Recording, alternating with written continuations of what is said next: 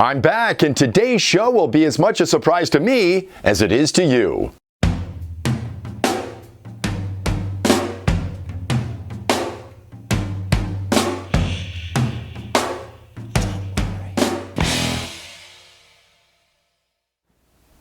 Hi, it's John, and welcome to Cycling on a Shoestring. I'd like to welcome you back to the channel. It's been a little while since I produced a video. If you didn't see my short video I put out about 3-4 weeks ago, my father passed away this summer, and I've moved. As you can see, if you've watched the channel before, this is a completely new space for me, so it's been a very busy time packing things up. Just got moved in and starting to get my little studio down in my basement set up, and I think it's a better space than I had before. Now, like on all my previous videos over the last year or so, I've been featuring an album on the program, and this time a little bit different. Got a jazz album for you this time. It's the Oscar Peterson Trio and Night Train. Now, this record was recorded back in 1962, and if you've never listened to Oscar Peterson, a Canadian pianist, one of the greatest jazz pianists of all time, you can pick this record up. I was actually on Amazon the other day, and this is available. So if you haven't been introduced to jazz, this is really a great place to start. Now, on today's show, something completely different. A little while back,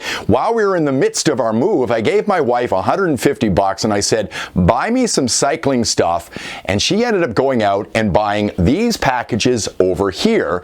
And as you can see, they're all numbered 1 through 6. So this is going to be a little bit of a surprise program and a surprise episode today, because I'm going to open up number 1 right here, right now, and you and I will see what is inside the package together, and then I'll do a review. I don't know what I'll be reviewing. All I know is I have today, because tomorrow Calgary is expecting 10 centimeters of snow. Winter is upon us, so I'll be doing a little bit of snow riding, no doubt, on this program over the next little while. And over the next little while as well, I'll be opening up all 6 of those packages, and I don't know what they are. So let's sit down and find out what's in number 1. So here we are. I've got package number 1. I have no idea what's in this package. Just to explain again, I gave my wife $150 and she bought 6 things. So the show is called Cycling on a Shoestring, so 6 things for $150. I'm assuming most of these things are pretty low cost. We'll take a look at the price on Amazon as soon as I find out what's inside. So let's open it up and we'll see what the surprise is. Get out my trusty little knife, and here we go.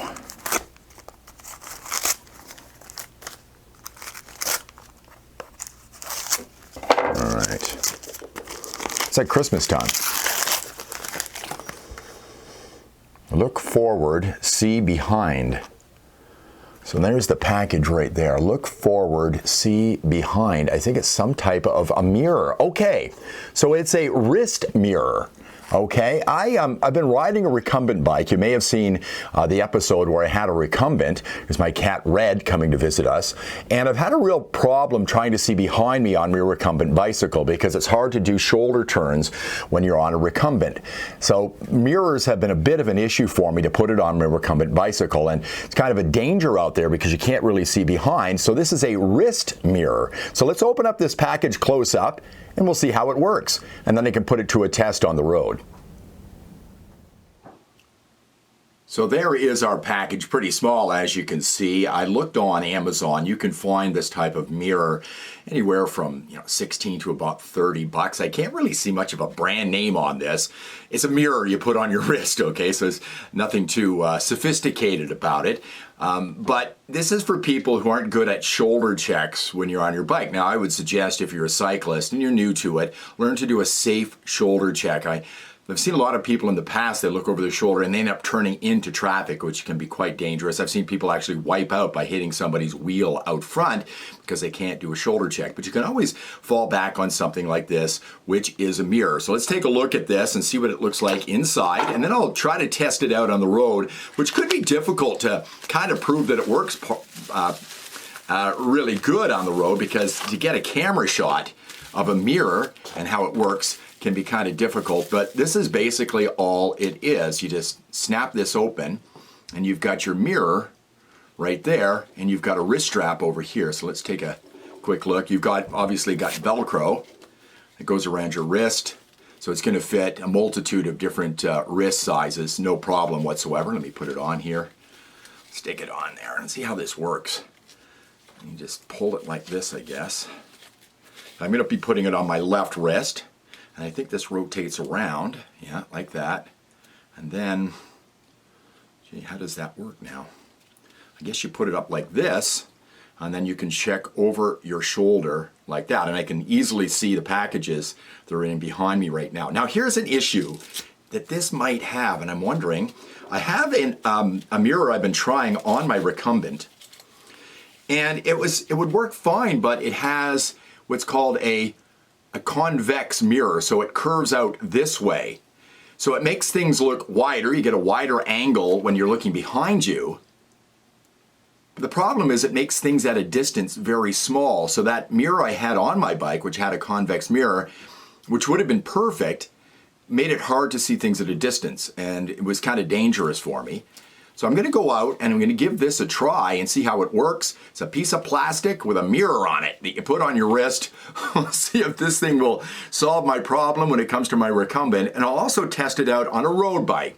Most of you are riding road bikes or mountain bikes. We'll see if this thing would be a good choice for you if you're out there and you're cycling on a shoestring.